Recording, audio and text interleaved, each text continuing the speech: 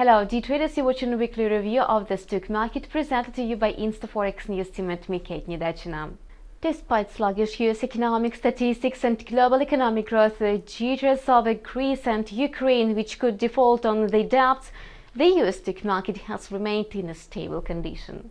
Even after Friday's sell-off, benchmark indexes are close to all-time highs and volatility levels have been around the lowest marks for 2015. The Friday decline of the US benchmarks was caused by a crackdown on stock market borrowing in China.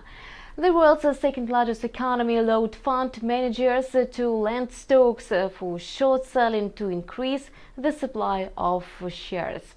The China Securities Regulatory Commission also said it imposed sanctions to try to control margin finance. The Dow Jones Industrial Average and Nasdaq Composite were down 1.3% for the week, and the S&P 500 index lost 1%. The tech-heavy Nasdaq slumped by 1.5% to close at 4,931.81 on Friday. The Dow Jones Industrial Average dropped by 1.5% to 17,826.10. All components of the blue chip index finished the session in negative territory. Meanwhile, the S&P 500 index slid by 1.1% to settle at 2,081.16. All 10 sectors of the index recorded lows. The US Consumer Price Index fell by 0.2% in March month-over-month and decreased by 0.1% compared with the previous year. Inflation excluding food and energy prices was positive. The Michigan University Consumer Sentiment Index rose to 95.9 in April versus 93 last month. Some traders and strategists noted equities were set for a pullback, which is likely to begin next month. In addition, traders said that weak first-quarter results of U.S. corporations also weighed on the market.